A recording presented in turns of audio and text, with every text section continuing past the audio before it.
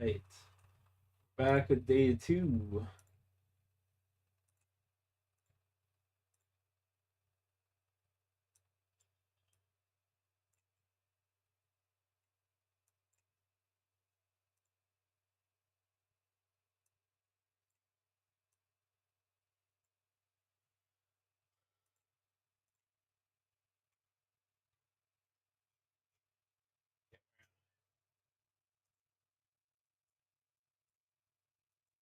Gotta go grab a rope.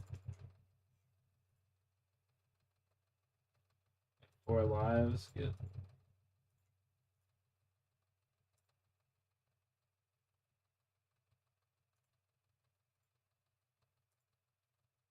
Lazy cicada. Damn, son. And it's out here.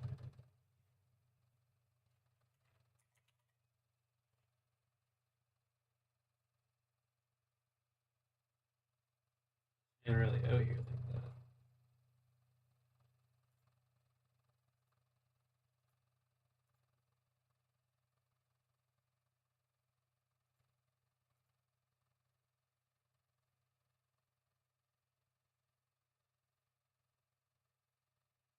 I'm getting this fire, but no. Good man.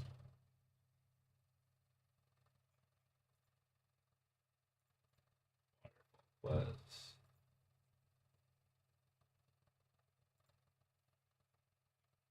Rope.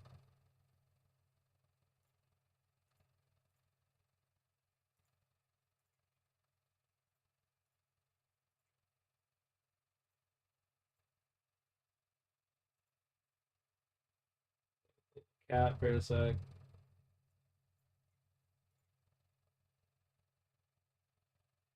Okay, let's see.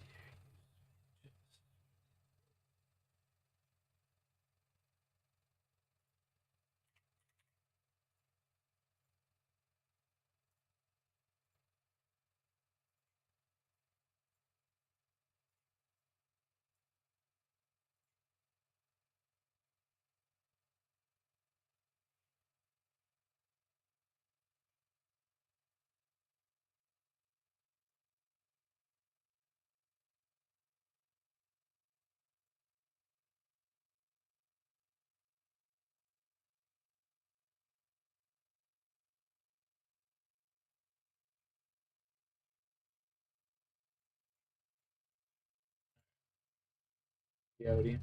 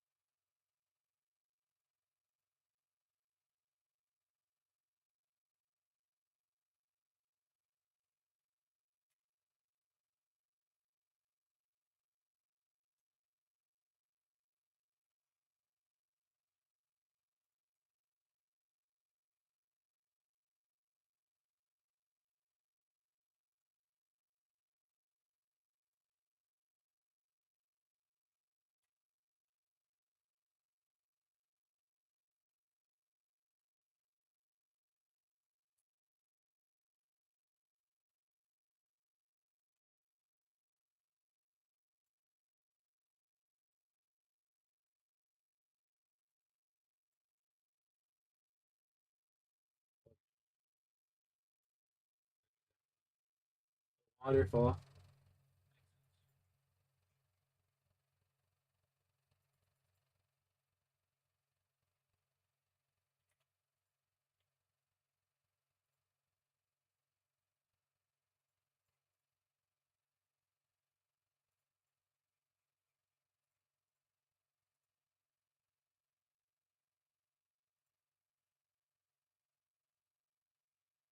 Home stronghold.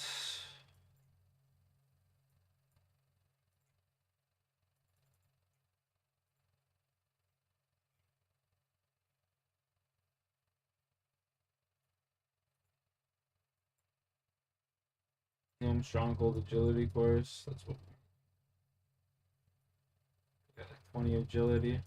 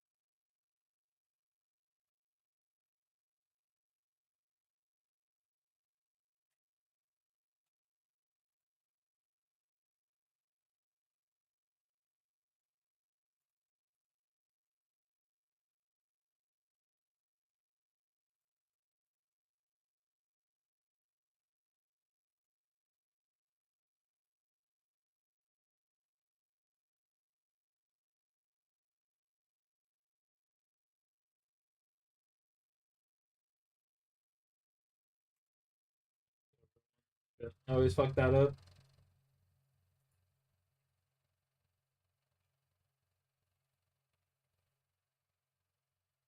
I always fuck that bank up every time.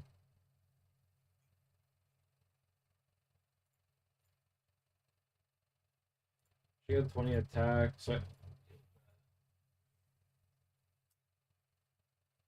clutch. What do I gotta do? Buy a drink from Blueberry. Bar crawl.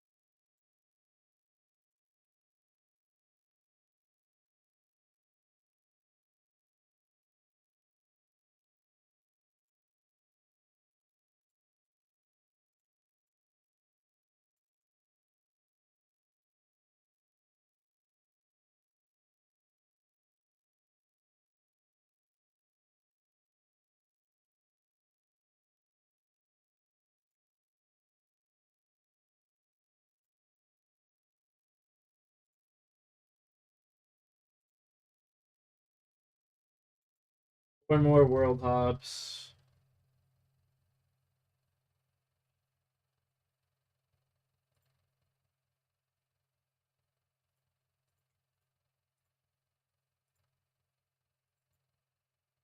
Oh, sorry, two more. Oh, this one now.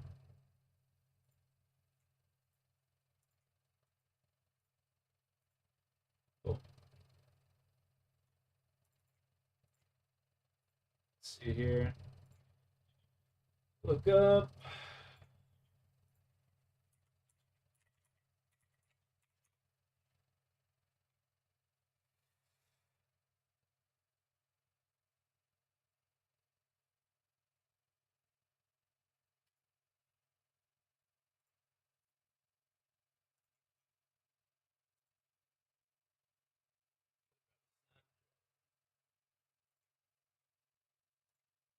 Down.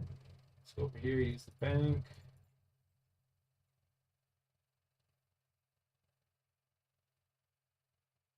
And then we'll do Plague City. And the cat.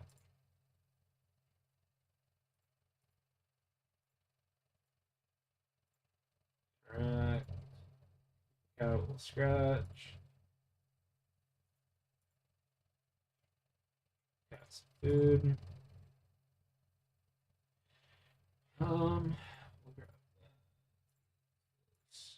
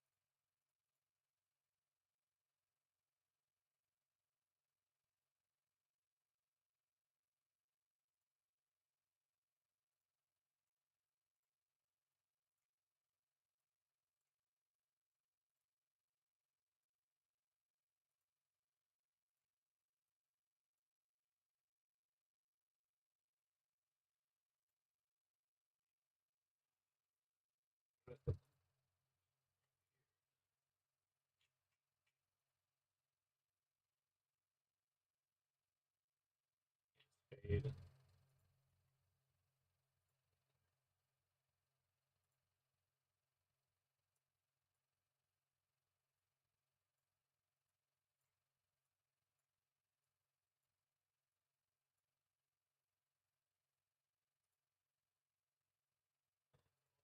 Right. Get on the road, I guess.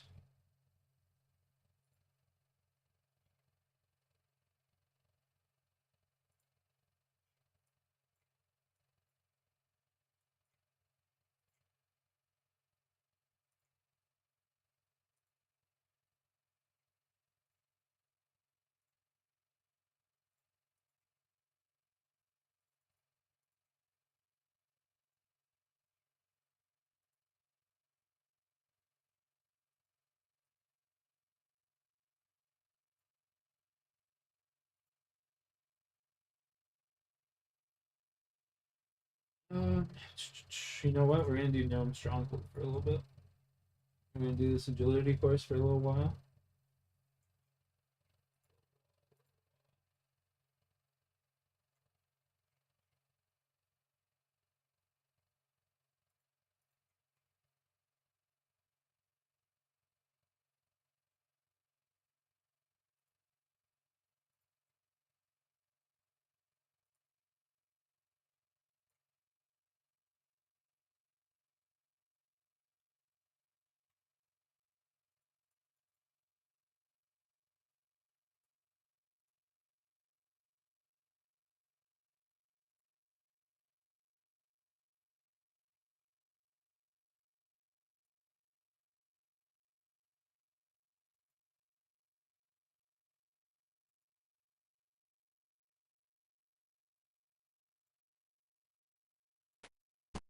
We're gonna do this for a little while, so might as well get used to it, you know?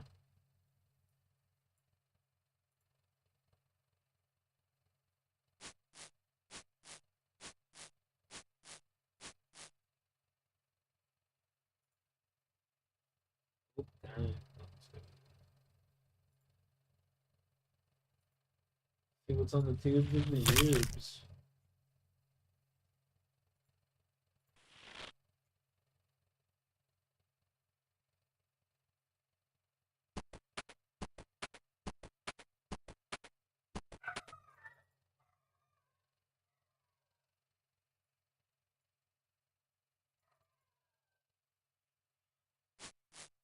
The dog's barking at.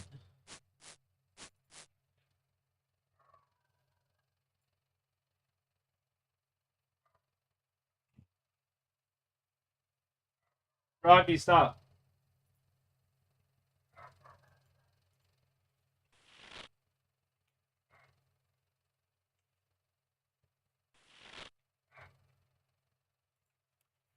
Be right back.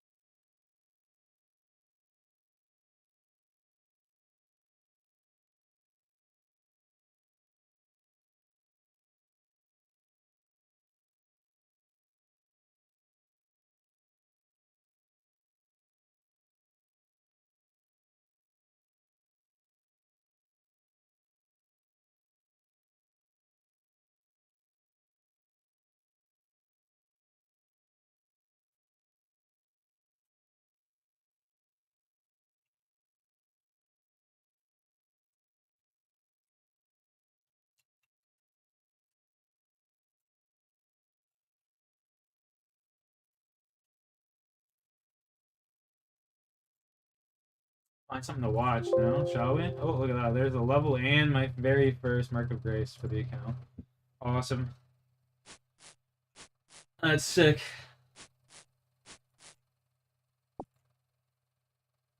That is sick.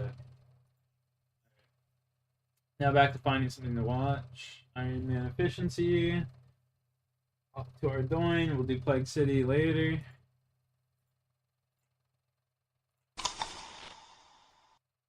And then we can veer off of that eventually. Pretty soon here, once I teleport back to Lumbridge, we'll be doing our own thing. I want to do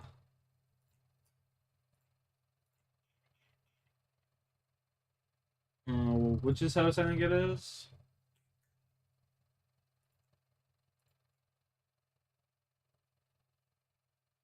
Witch's House.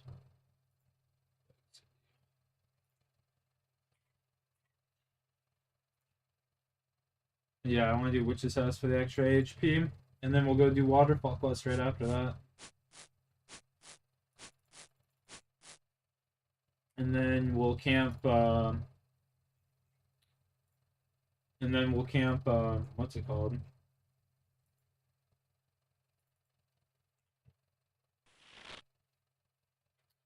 Campfire Giants until I get my rune skimmy.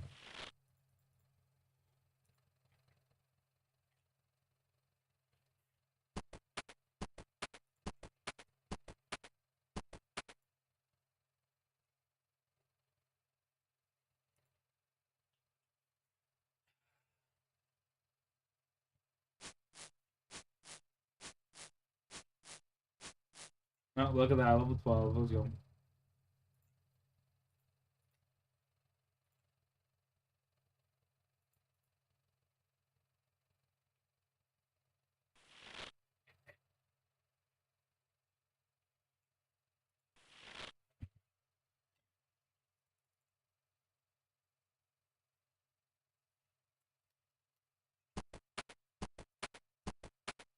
Yeah. Escape, Interscope, Pop, Rock.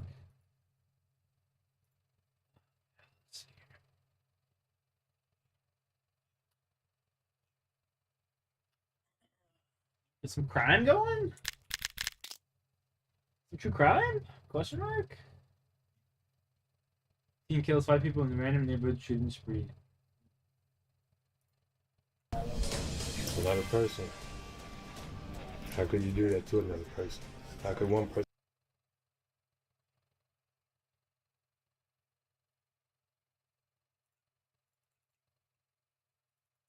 Another Mark of Grace. Love to see it, bros.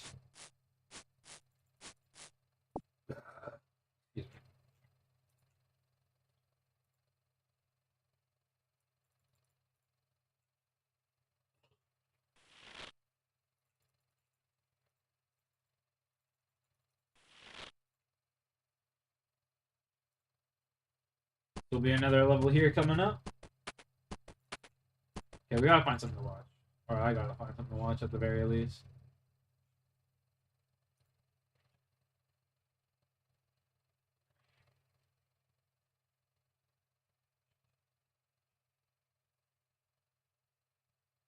Bro, husband's gay love affair. This shit here, this guy looked like. Oh, I guess you can't see it because of my thing. But the guy on that fucking thumbnail looked like one of my friends I used to play COD with when I was like 12. Big old neck beard looking motherfucker.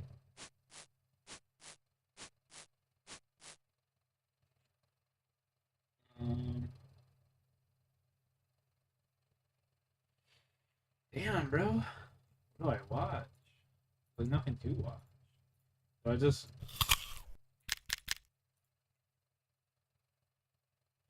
find something on here to watch then? Like, shit.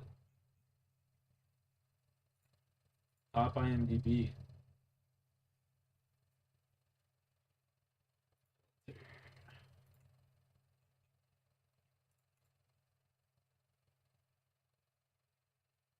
Ooh.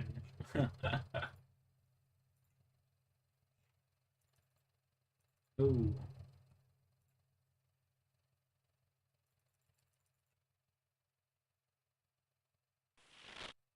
this, boys. Another level here. 13, huge.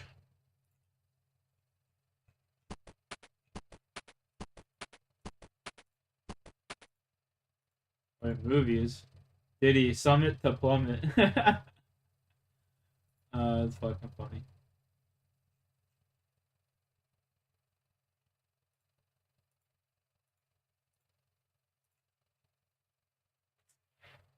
Cold friend, hello. Is it me you're looking for? What's up?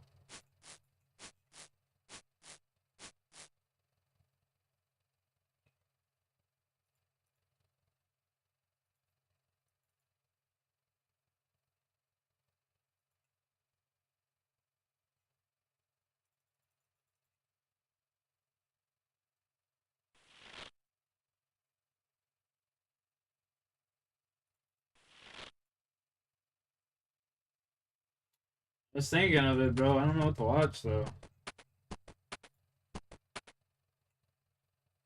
I don't know what to watch.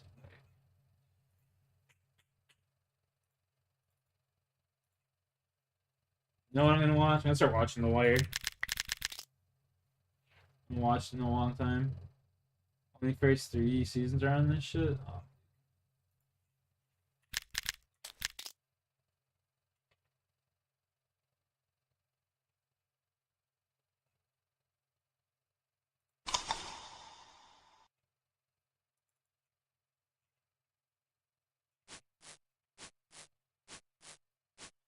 Pretty lame. You know what we'll do? I know what we'll do. I'm gonna go like this.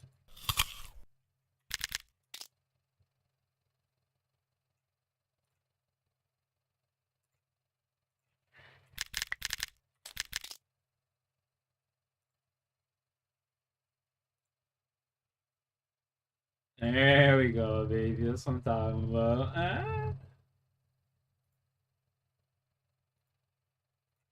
And we'll take that and we'll put that up top here. And you guys won't be seeing nothing. You guys won't be hearing nothing. I'll be watching this. What site? What site is what? 123 movies.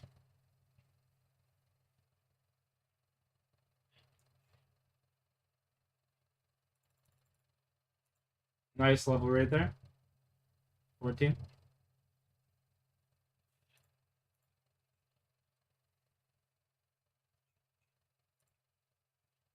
One, two, three movies.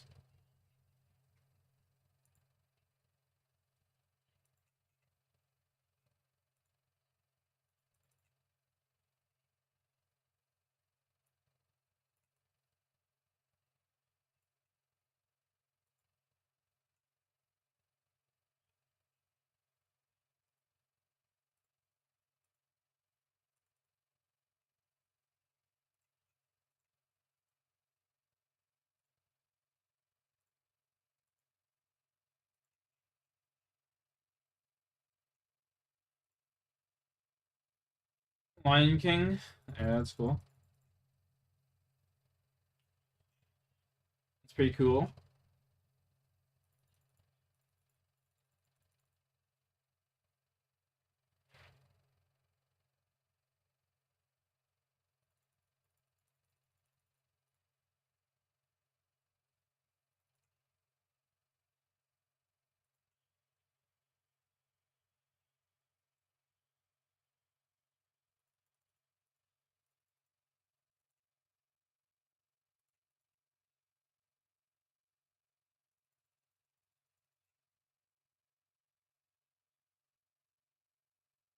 I've only ever watched one John Wick actually.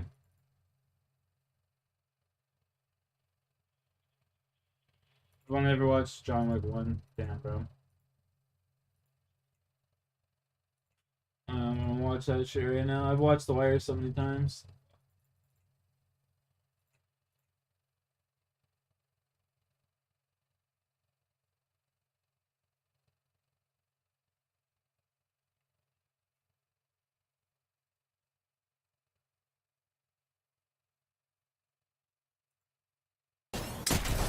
Get a Oh yeah, relic either 8 and boost kit. Oh, what is this? Phase rewind. Activate left alt to phase shift to a previous location. Yo, this is Fade's abilities. I can't believe they put that into the game. Wait, let's try this. Wait, if I teleport like this, drop to ground, and then do it. They have Fade's abilities in Apex Legends now. What? Dude, that's crazy. That was actually pretty nuts. They'll use the Loba Q and then get out.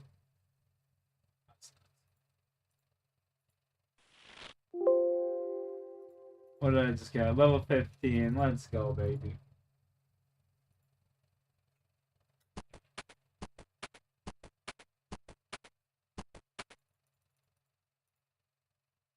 Only solid trailer you've seen so far?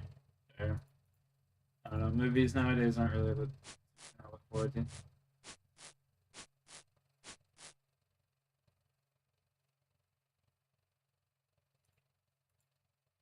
there a good, like, movie or series I should be watching?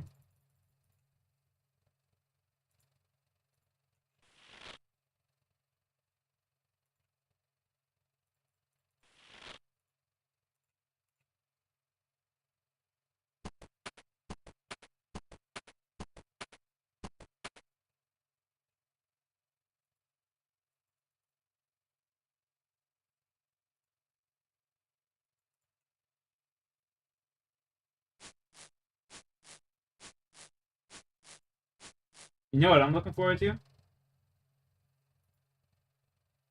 You know what I've been looking forward to?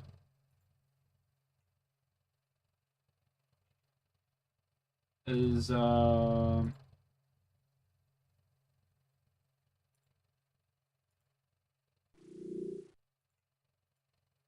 is, have scary movies haven't been solid? Hey, the Alien Romulus was alright. But this movie, the Alien Earth, this looks like it'll be pretty good.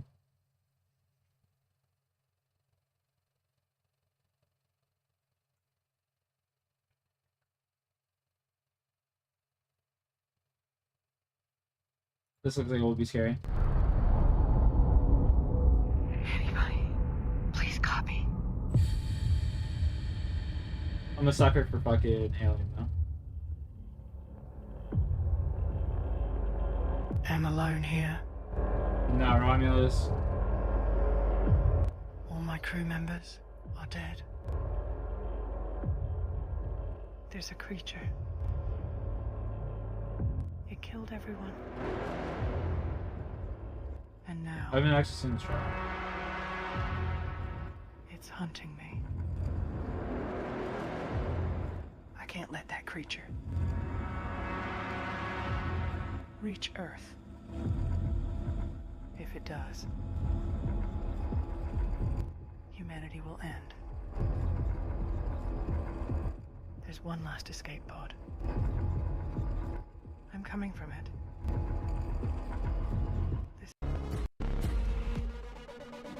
Yeah, I was gonna say this is just from other movies. It's not real. Damn.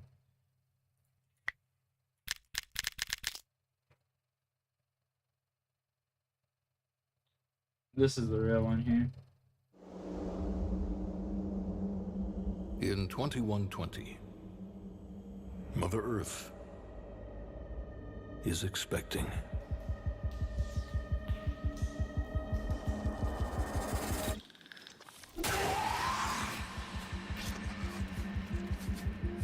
I can't wait for that, bro. It's gonna be great. That's what Alien 3 was supposed to be.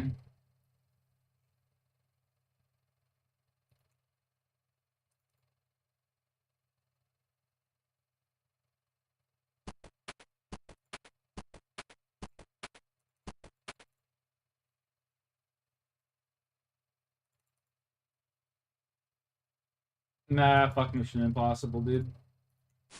It doesn't interest me in the slightest.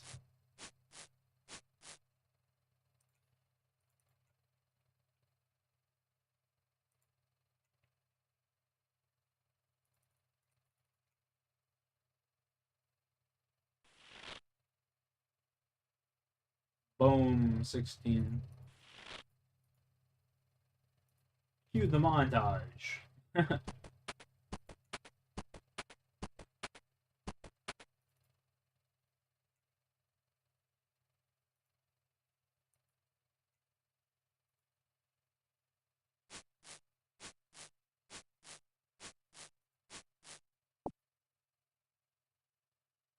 Graceful's not even that great now that they reduced the red, like they changed the run energy. It's not as effective. Well, it's effective still, but not as mandatory, which is nice.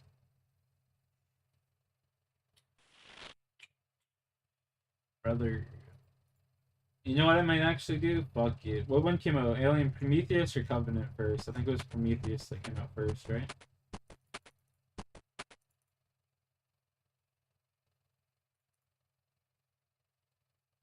What's that? Never seen that. Prometheus.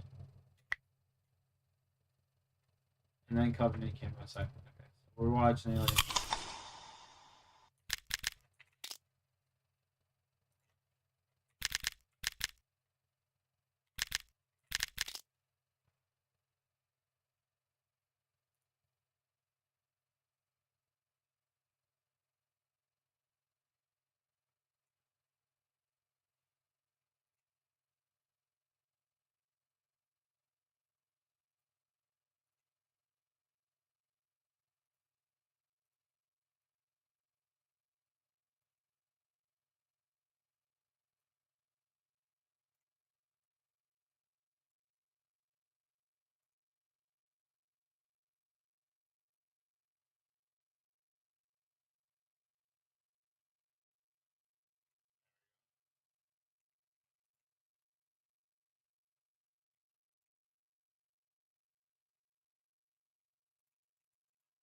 Rocky, stop that.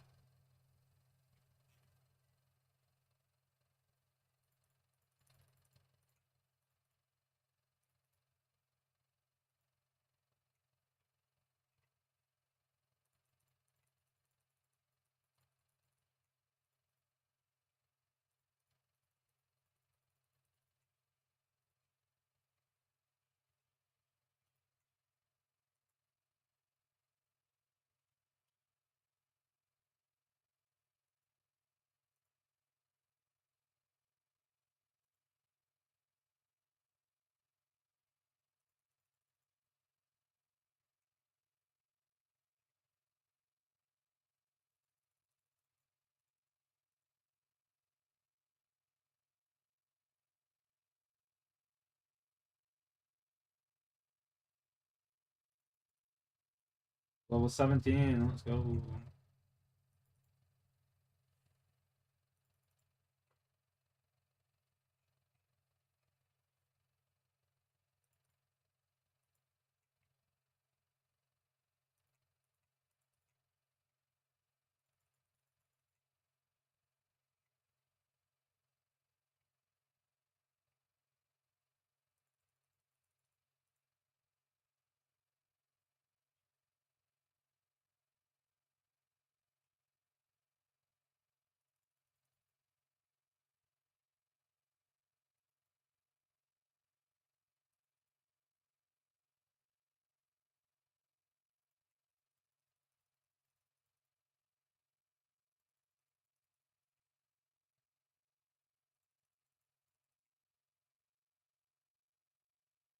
The visuals in Ridley Scott's movies are always so good, dude.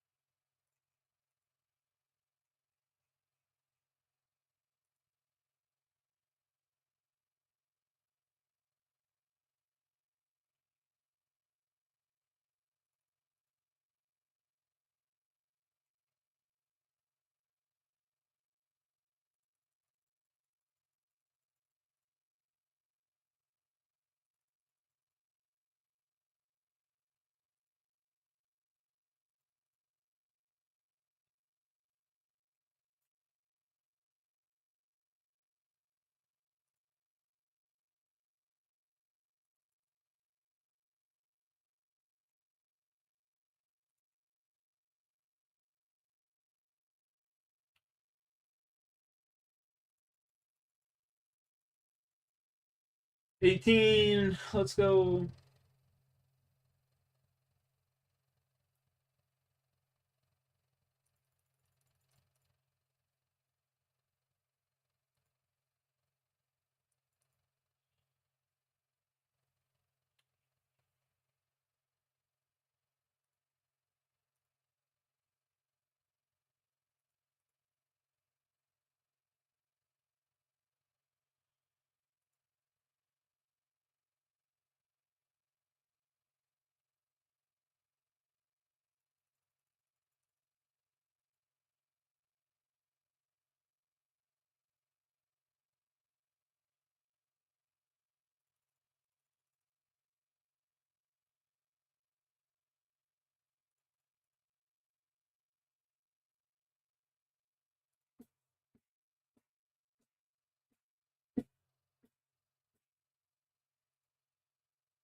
Oh my.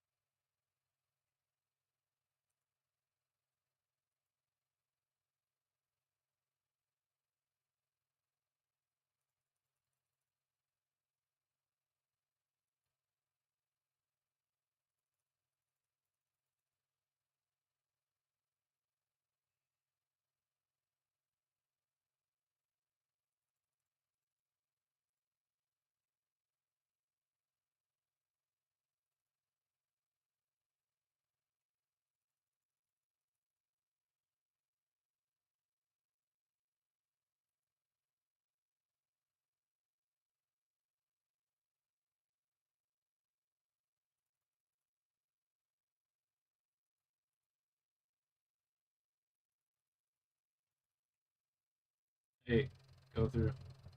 Fun now. This will be 19.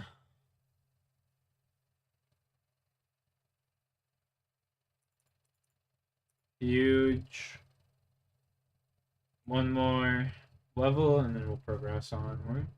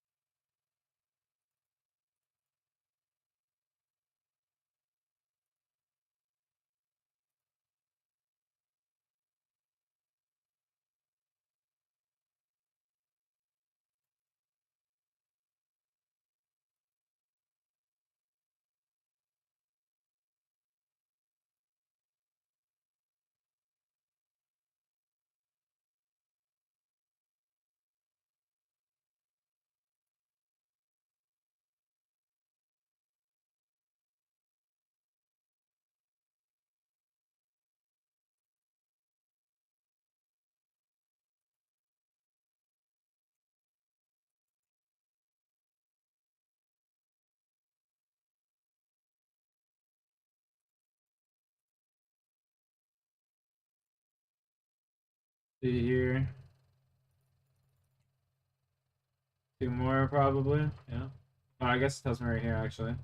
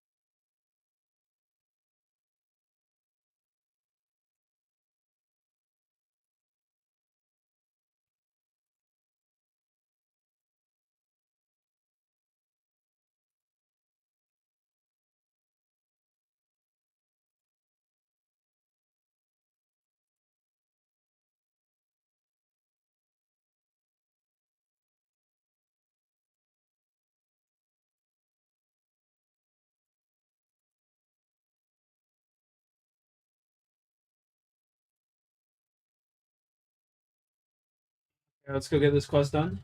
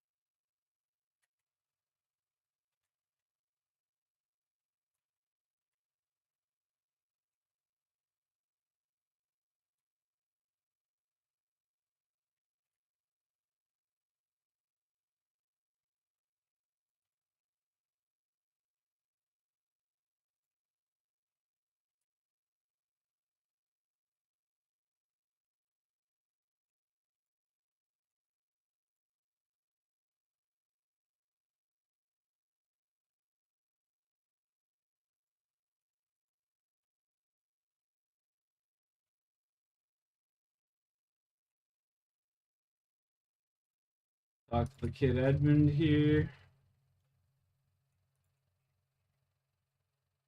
Use 4 buckets of wool. What's up?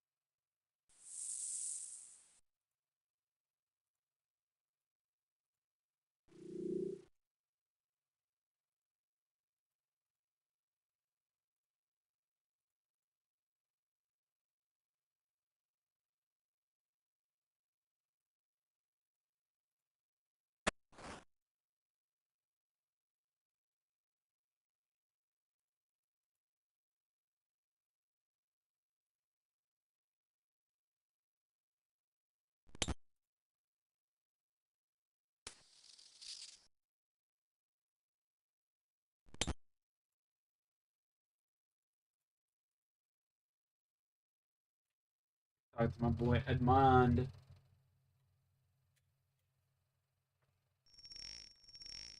There we go, boys.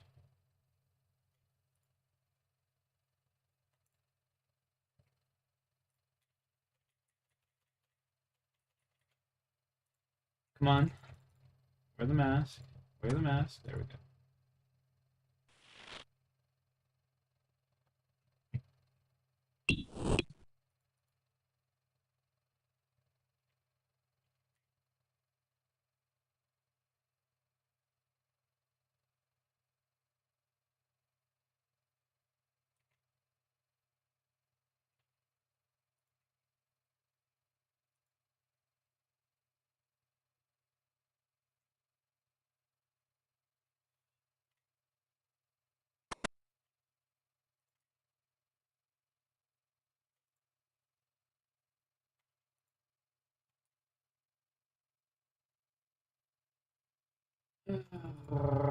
You get this shit over with.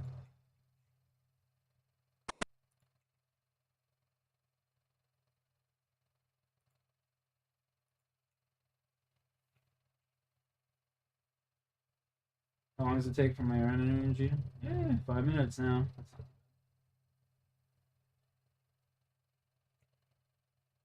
Way better with 20 agility, that's for fucking sure. Used to take me 11.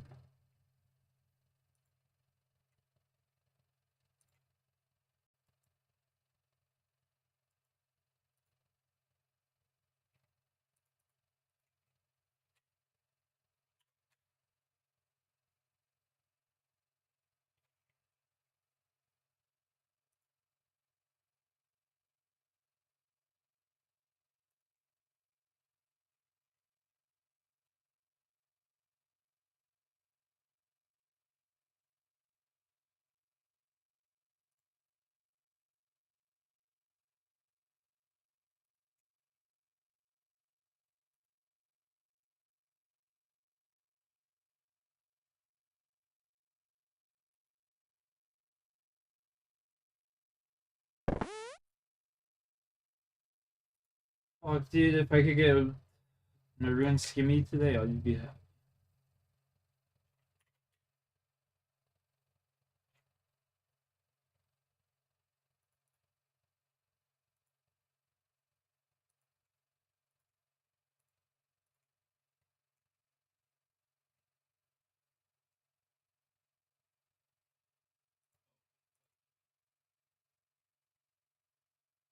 The kitten's hungry. Oh no. Pick up.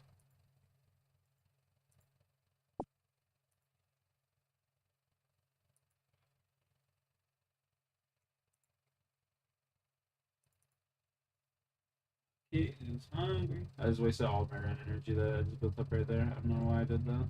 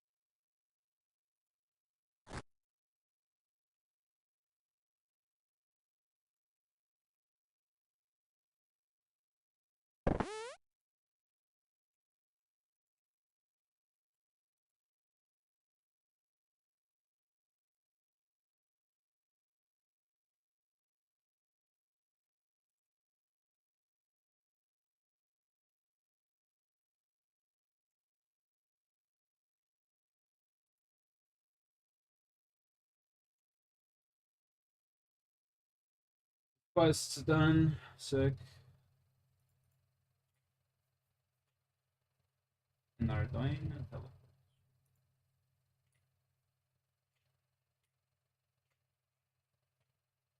Cool.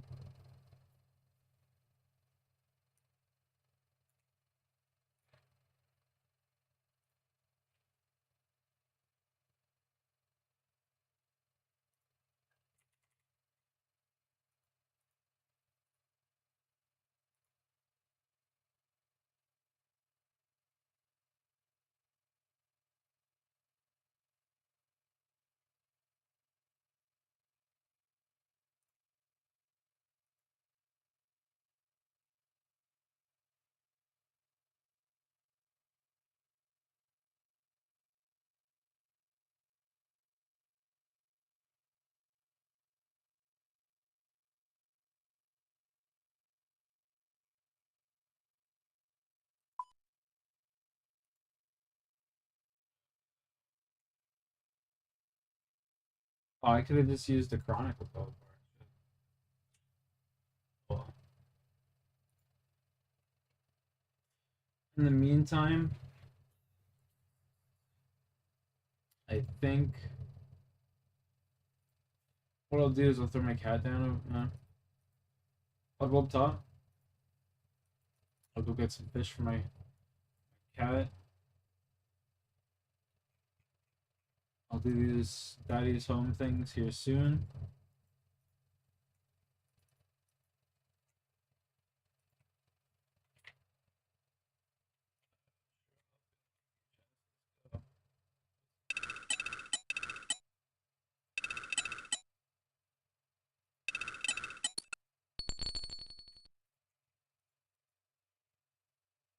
Nice gentlemen.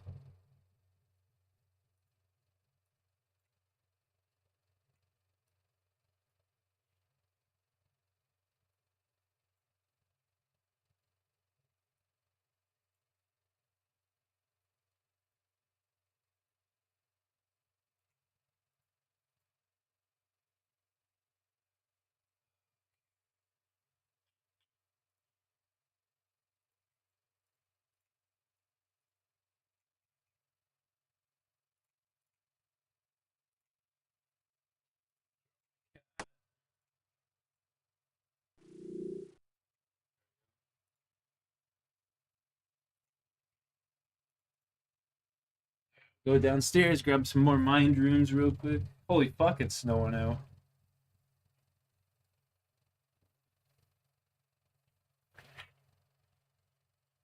Snowing out pretty good, eh?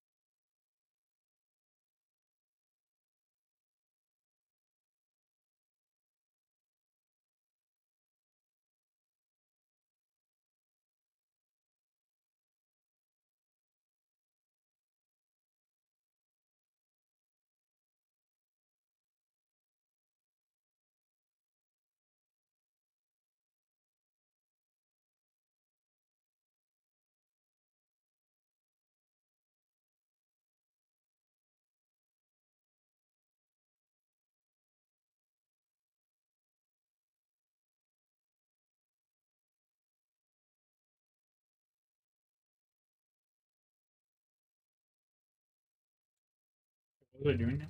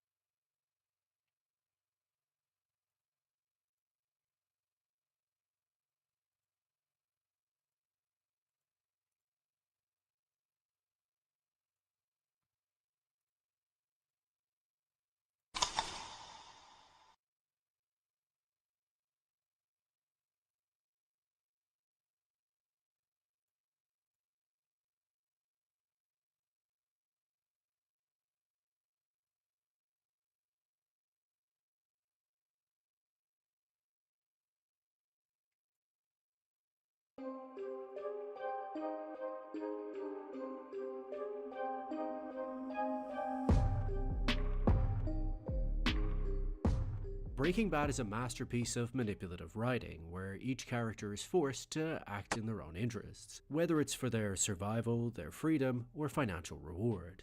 At its core, manipulation is the sinister art of control, recognizing what emotion your target needs to feel in order to do what you want, and then triggering that sensation, so that while they still believe they're acting in their own interests, they're really feeding into your own. But out of all of Breaking Bad's crafty characters, there's no one more strategically talented than Gus Fring, capable of not only manipulating his subordinates below, but also outmaneuvering those above him in the pecking order, so that he can take over.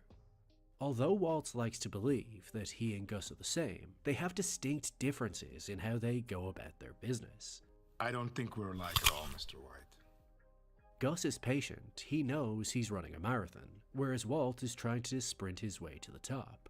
Gus factors in multiple moving parts into every decision, whereas Walt is single-minded, mostly looking out for himself. And unlike Walter White's recklessness, Gus displays a high pedigree of control in every aspect of his life. Not only does he control his own emotions, remaining calm under tremendous pressure, but he also controls his employees, keeping a close eye on their state of mind so that he can accurately assess their level of risk at any moment. But how does he do it? Let's examine how Gus Fring manipulates everyone over the course of both Better Call Saul and Breaking Bad. The first tactic is keeping your cards close to your chest. Gus understands that your opponent can only make decisions based on the information available to them, and if they're operating with less information than you, then they're always a step behind. Better to control the opposition without their knowledge. So because he trusts that knowledge is power, Gus becomes a hoarder of information. He wants to see everything and reveal nothing. Therefore, he invests in having eyes and ears everywhere so that he can never be caught off guard. This also serves the dual function of allowing him to play each opponent differently. For instance, in Better Call Saul, we see that Gus appreciates that you cannot appear to be in control of someone who's on the same level or above you, otherwise they'll identify your ambitions. Instead, you have to play the game by letting them feel in control of you. We see examples of this when he wants to replace Hector as Eladio's primary transporter, so he has Mike sprinkle product over Hector's trucks so his men get busted by law enforcement. But then when Hector comes to him to tell him he's going to be his mule, Gus acts disinterested, as if he doesn't want this, and even doesn't have the capacity in his trucks to take on Hector's load. Classic reverse psychology. Because if Gus had seemed too eager to do this, or didn't present any problems with the plan, then Hector might suspect he had something to do with it. But because he pushes back, even trying to wriggle out of it, now Hector feels in control of the situation, as he's the one ordering him around. He feels good about himself. And then later, due to Gus's trucks having a lower risk of exposure, Eladio gives Gus control of the Northern Territory, and Hector never saw this coming, as you cannot scheme against a plan you cannot see. But despite knowing all the information, Gus will still let his opponents steal wins from him, so that his true knowledge level is never revealed. We see this when Lalo uses Crazy 8 to leak information to the DEA, leading to the seizure of $700,000 and the arrest of 3 of Gus's men.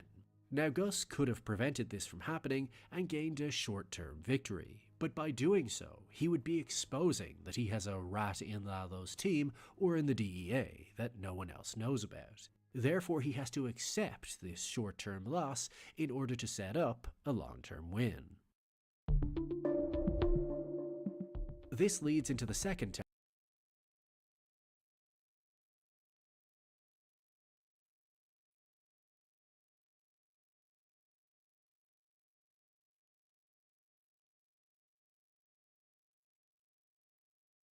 Probably bring something in case I need to teleport out.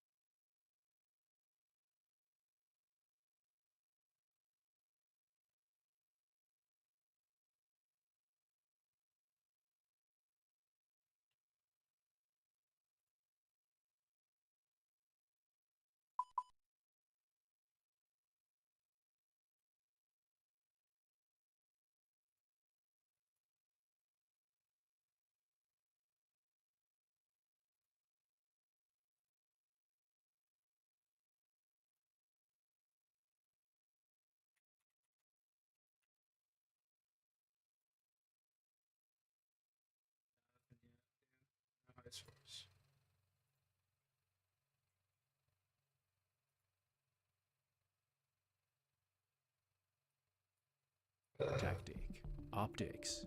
Unlike most successful leaders who want their status to be higher, Gus does not mind appearing lesser than in public. He'll personally take orders in his fast food restaurant and even clean the dirty plates of his customers.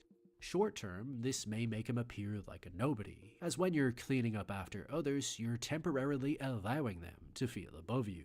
But long term, it's the perfect way to never arouse suspicion. He's controlling what's in their minds by controlling what they see. Like many wealthy people, Gus uses his money to manufacture a squeaky clean image by donating money to good causes. This way the community is incentivized to want him to succeed more, as his success also leads to their benefit. Yes, it costs him money, but as long as he appears to be investing in local hospitals and educational funds, then no one will ever suspect that he's actually sucking the life out of the state by manufacturing meth. Gus Fring is a pillar of our local business community. Gus, thank you. Thank you. Whenever the opportunity presents itself, Gus will create good optics. He'll maintain polite manners, extend warm handshakes, and of course, hand out subtle financial incentives. For instance, if your brother-in-law has cancer, he must open his wallet. If a DEA agent visits his restaurant, their money is no good here, they eat on the house. This innocent public persona allows him to gain access to higher levels of government, where he can be a friendly face to the very people trying to take him down, and thus play the same game with them that he plays with the cartel. Gus's public persona gives him a leg up over his two major threats, the cartel and the DEA, as it functions as an unbreakable system of alibis. This makes him an exceptional liar, as he's always living the lie, and it's hard for anyone to look beyond the cover-up story he's presenting. For instance, when Lalo uncovers that Gus was using Ziegler for a mysterious construction project, he physically shows Bolsa and Lalo the new chicken chiller he's building for his restaurant, using the part of his business they know nothing about to cloak his true intentions. He then claims that Ziegler discovered his illegal product and stole 2 keys, resulting in his men having to hunt him down. And he admits he temporarily had to replace his high-quality product with a lower-level local product. Even though it's not true, notice how everything is accounted for, so there's no room for questioning anything, as Gus has total control of the narrative. Unlike Lalo or Bolsa, who don't run any other enterprise, the merging of these two worlds allows Gus to have more flexibility in the yarns he spins. He displays this exceptional lying ability again in Breaking Bad, when Hank discovers his fingerprints at Gale's crime scene. But just look at how smoothly Gus handles.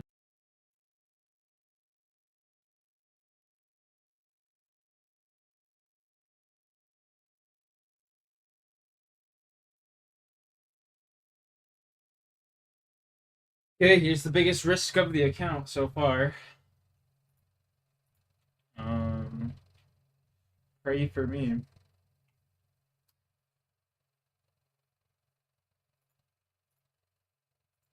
Pray for me. I just want to double check where the safe spot is.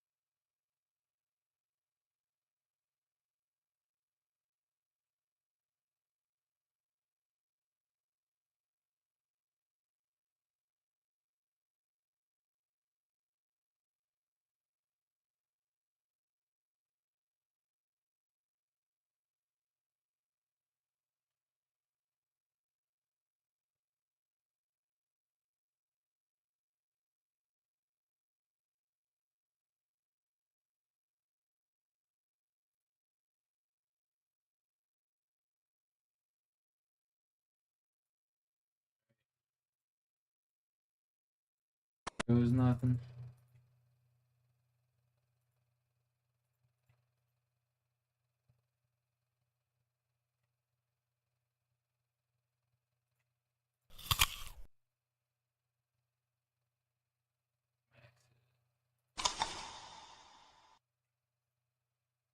Well, here we go.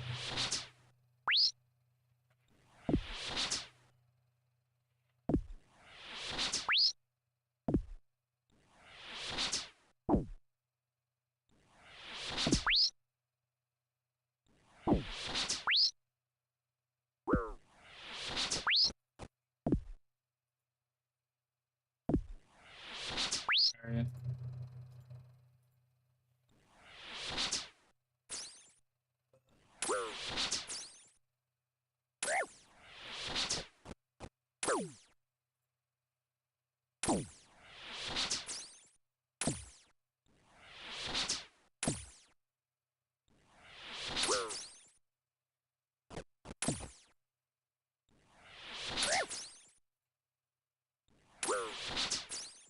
Magic.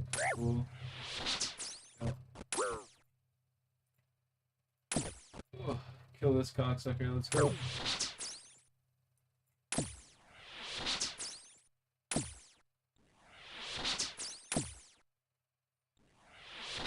One more.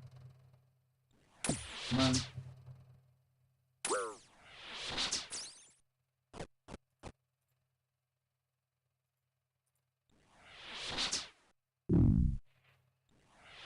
Whew. Okay.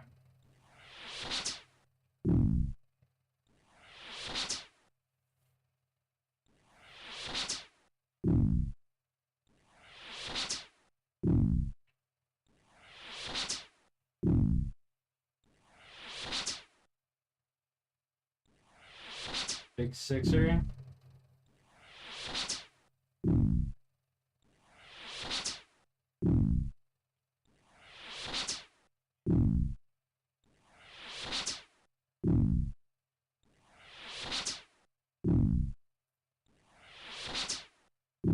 Gold magic. Let's go, baby. Huge.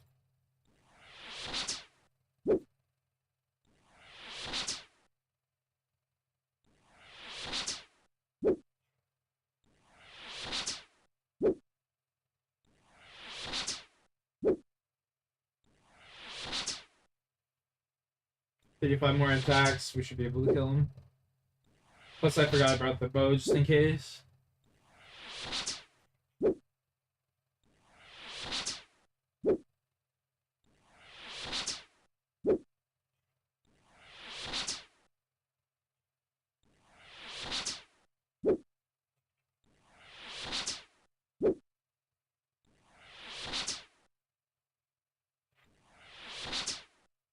Huge. Level 14 HP.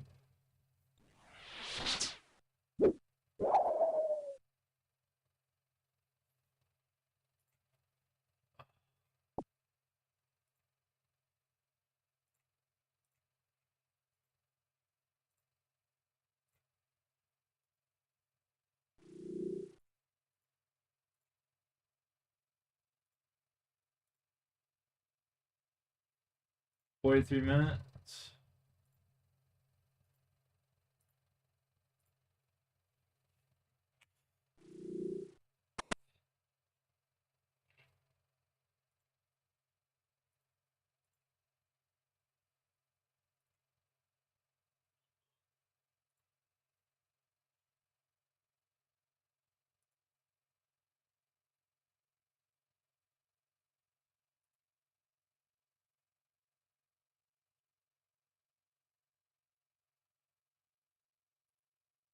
'Let's go, baby. Huge quest out of the way.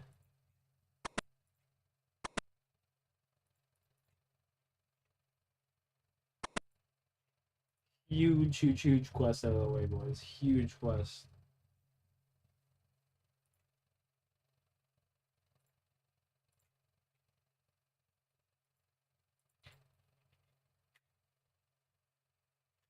Let's go.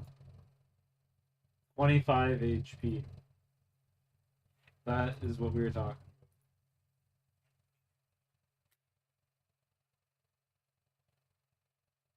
That is what we were talking about right fucking there, boys.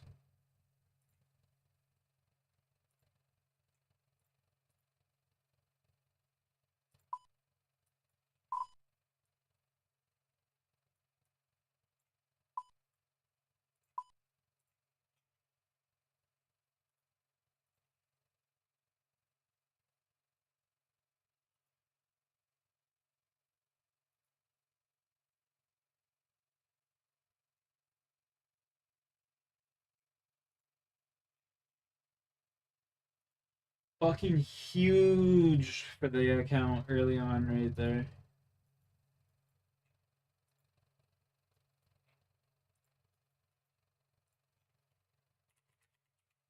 Yeah.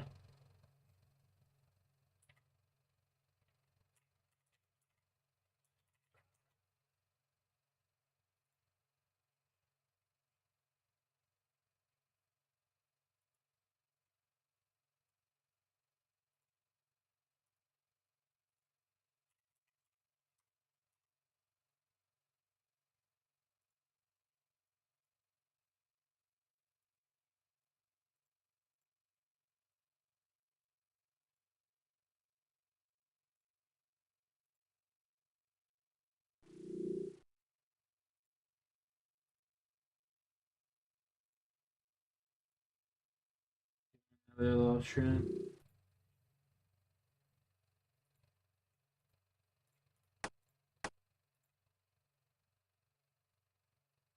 Fuck yeah, boys. That is such a huge upgrade for the account. Now I'm not too worried about like running around town, you know.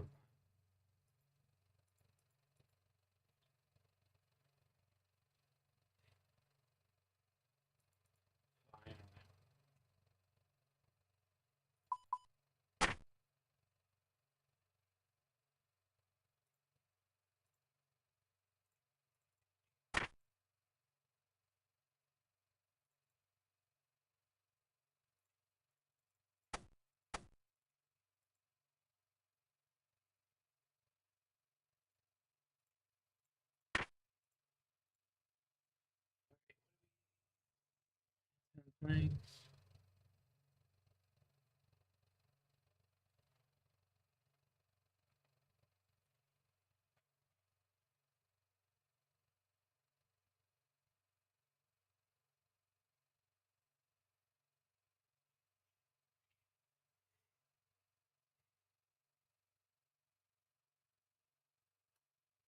Here.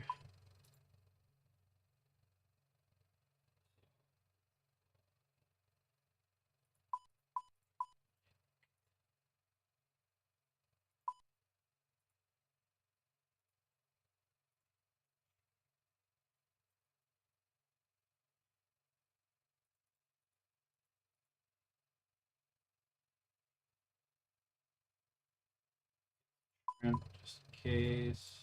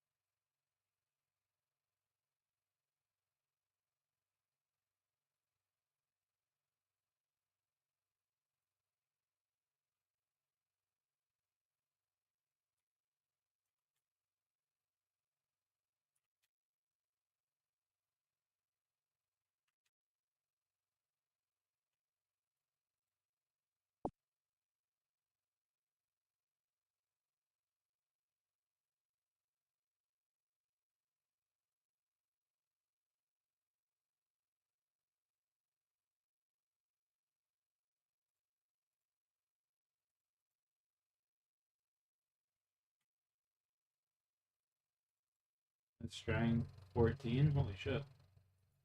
When did that happen?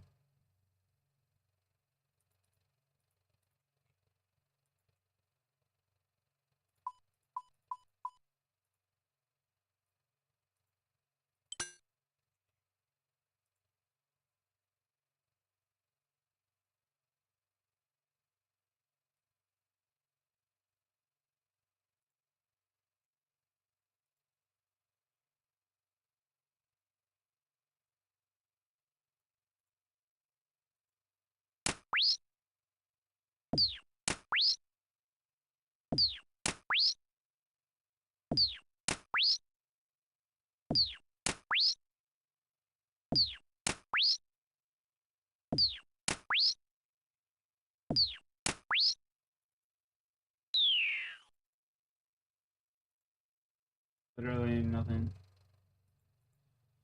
Love to see it.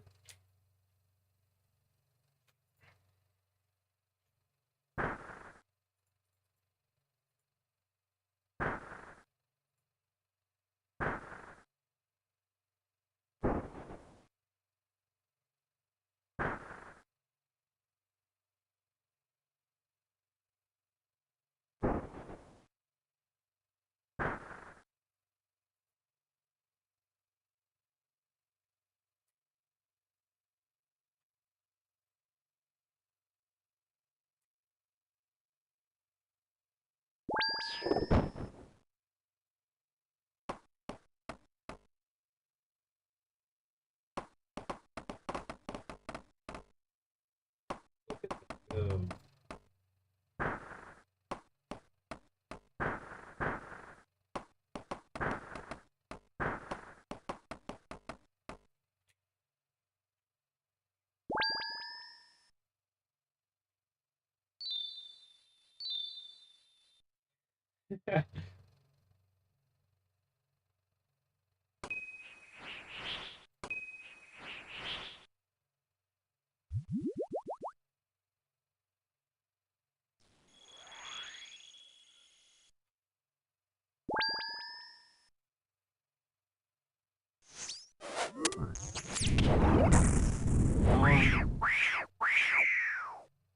I want the baby more.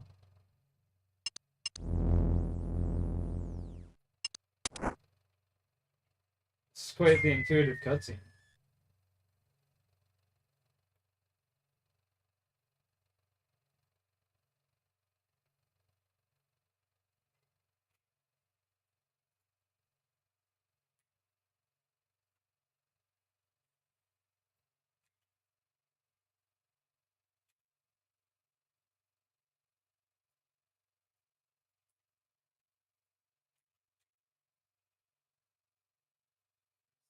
I figured as much.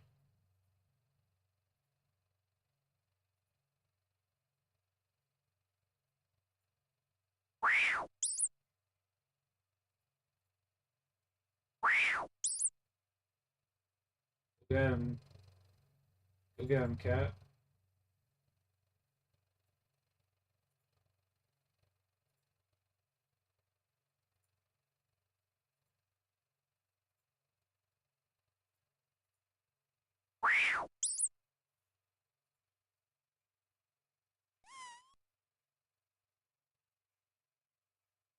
Good job, cat.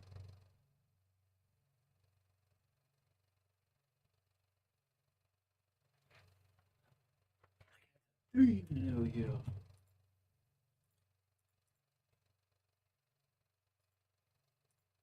Let's see how long until 36 minutes. Alright, that's not.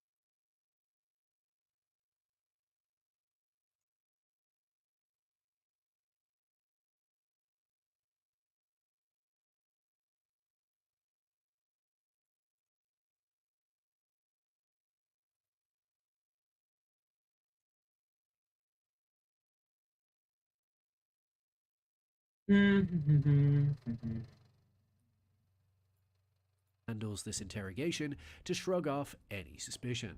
Firstly, he sets the tone for a friendly interview, asking one detective how his wife is, and then asking Hank how his meal was, smiling as he informs them that Hank had a meal at his restaurant a few days ago.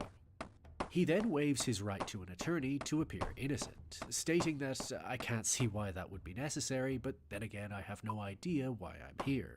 Aside from playing stupid, this also invites the detectives to give him all the information up front instead of just asking questions, which he would otherwise have to navigate in the dark. They then inform him his Bro, how many fingerprints were nails am I found in gonna a crime find? scene, Holy and he fuck. disarms them by offering up the answer of Gail Benneker's apartment. Because by not making them work for the information, he's showing he has nothing to hide. He then explains he set up a chemistry scholarship 15 years ago, of which Gail was a recipient. He says he hadn't seen him for years until he ran into him in his restaurant, and Gail invited him to dinner in his apartment, where he then tried to get him to invest in a vague business. This was all the week before he read about his death in the paper. He depicts Gail as a talented chemist who was prone to taking shortcuts, but also a warm, gentle person who he thought a lot of. So if we break down Gus's story, we can see that he understands that the best lies are built around the truth. Think of these as load-bearing facts that will accommodate his lies, because this is likely how he originally met Gail. So he's giving the officers verifiable facts so that the less provable parts of his story appear more credible. But he's also slightly leveraging his own charitable donations into the conversation. They already know he donates money to good causes, of which they have even benefited, so he's painting himself in a sympathetic light, that Gail was trying to take advantage of his goodwill. When asked where he was on the night of the murder, Gus whips out a prop, again introducing verifiable facts into the process, and then revealing he was at a fundraiser at Presbyterian Hospital. As always, squeaky clean. Once they check this information and confirm he was doing more philanthropic work, investigating him further now seems like a waste of police time, not to mention an unnecessary insult. So although Gus does collect his lone wolf detractors, for the most part, he successfully navigates everyone away from the truth with his good optics and apparent forthright nature.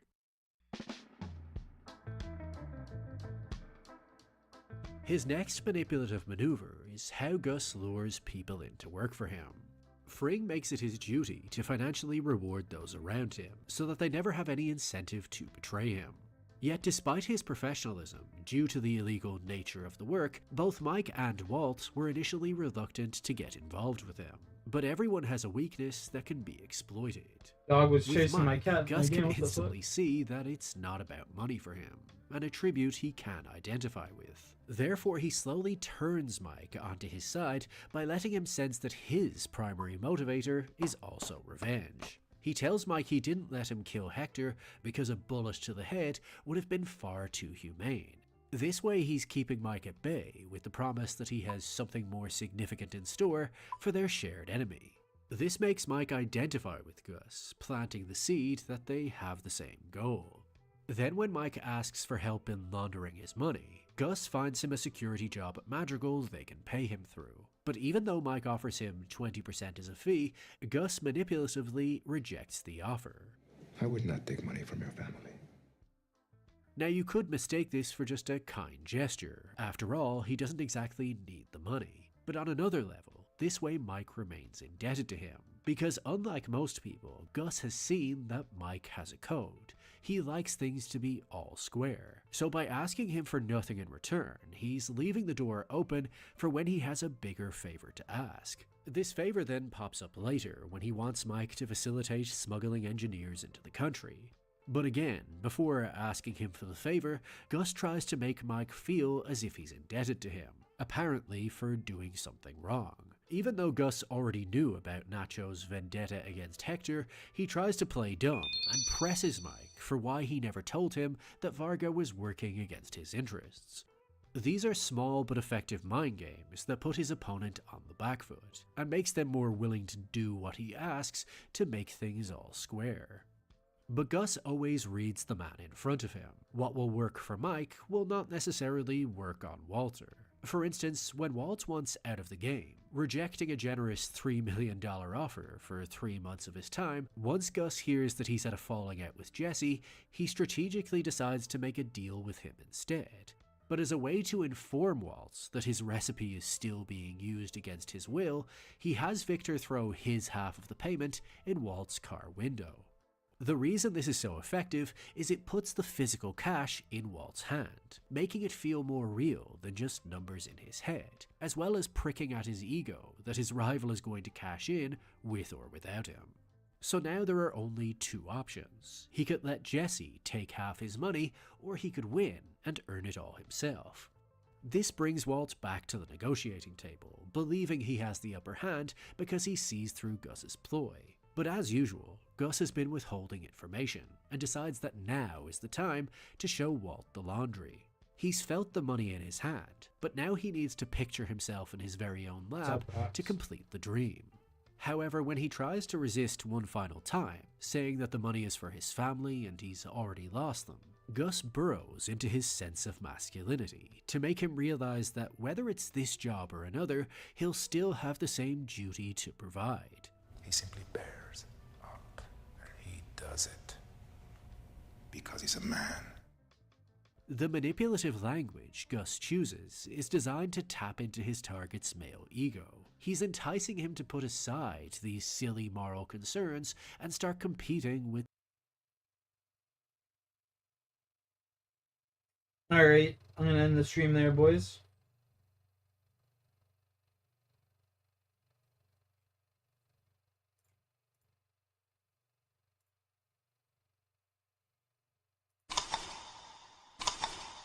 Thanks for chilling, everyone.